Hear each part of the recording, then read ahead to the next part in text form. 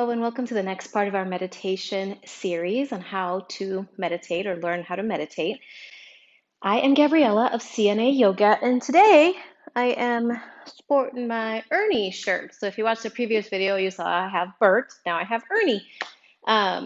It was just something fun. My job got us nice t-shirts for Halloween last year, and so just a little element of fun for everybody. So in the previous video, we were talking about the 6 points of posture. And when we think about the seat or the first point of posture, there's some additional things that I wanted to share with you. And today I actually have a few props to show you. Um, so as we think about cultivating our own meditation practice, we want to focus on the 6 points of posture that you can refer to in the previous video. And you also want to think about sort of the surroundings. So what's it going to look like when you do step into your meditation? So there's some elements about having more of a conducive posture to meditating, and then also some elements that might just really augment or add to your meditation practice. I think at the end of the day, I have found through cultivating my own meditation practice that it's really got to be something that's going to make sense to you.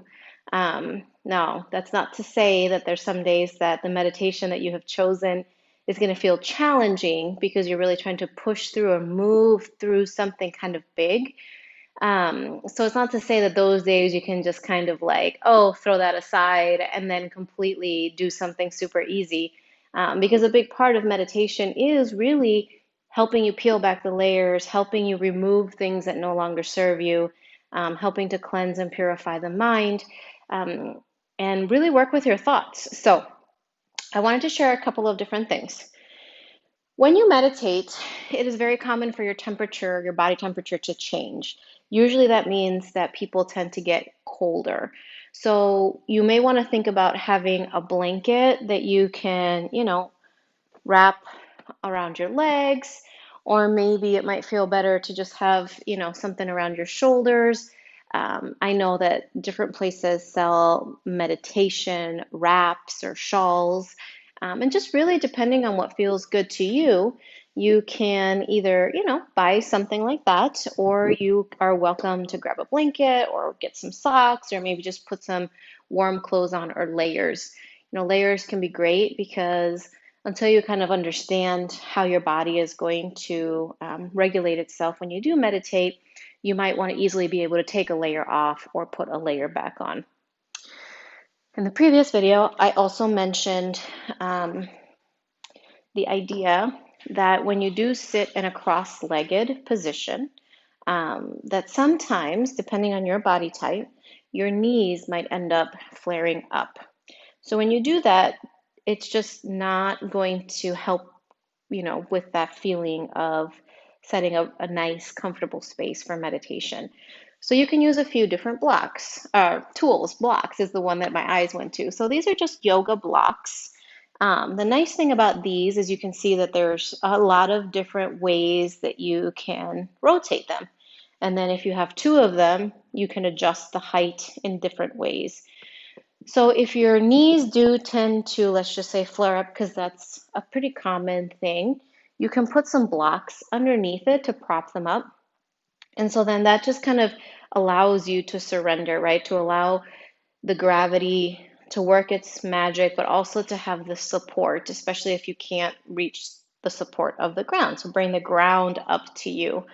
And depending on where you're at, right, you might need to adjust the blocks in different ways, and you play around with it, make it comfortable for you. Another tool that is very common is a meditation cushion or bolster. It can be as simple as a cushion off your couch or a pillow off of your couch, or it can be something, again, much more meditation, like a meditation product, if you will. This is a bolster. You can see it's pretty long, it's relatively flat, but if you do find yourself wanting a bolster, you can just play around with the height. For me personally, this height is too high, so it kind of drops my knees down a little farther than I want to go. But I am very flexible in the hip flexor area, so it might be perfect for you.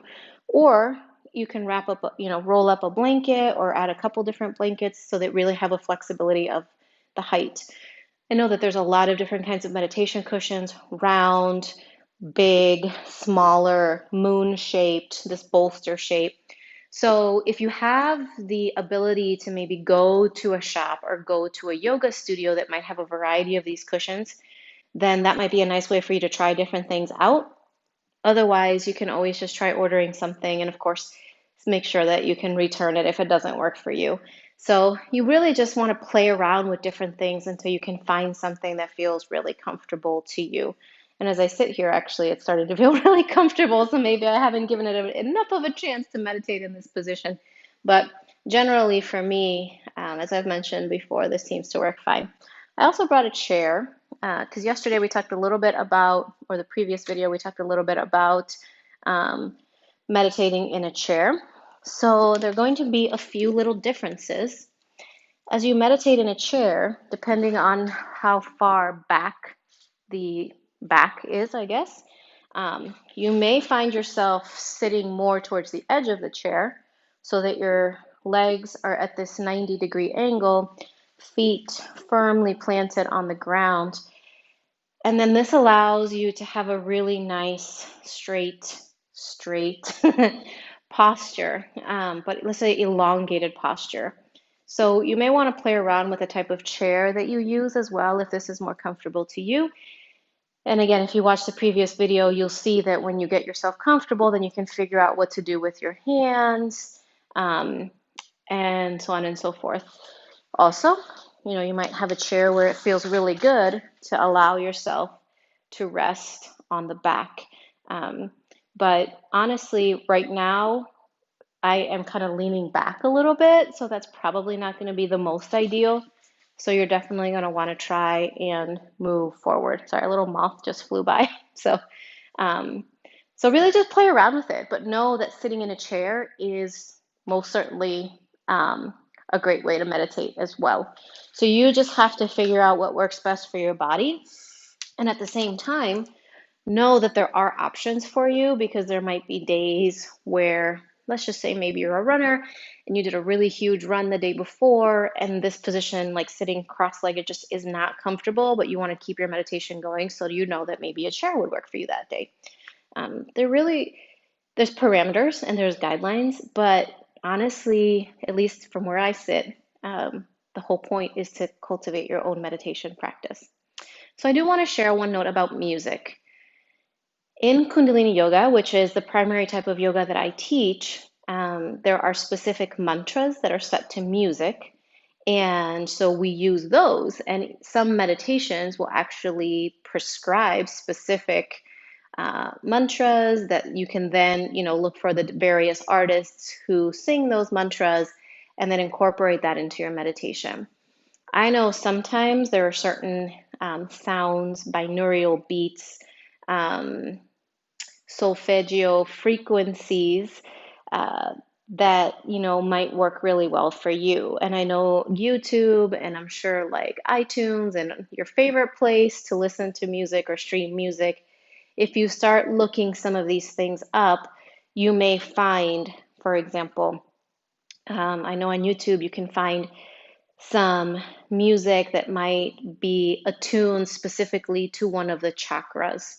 So say you're working on your heart chakra, and that day you decide that you would love to have a little bit of, vibrational support with the beats, the music, then you can most certainly try meditating to music. You're also, I'm sure there's some schools of thought that believe that meditating in silence is the best way. But again, I feel that as you learn and grow and develop your intuitive self, that your intuition is going to guide you to exactly what you need that day. So again, various types of props, chair, blocks, cushions, blankets, all here really as supportive tools to help you figure out the best practice for that day. As always, if you have any questions or any comments and you'd like to address them to me, please go ahead and drop a comment below or send me an email. And I look forward to sharing more information as you learn how to meditate. Have a great day.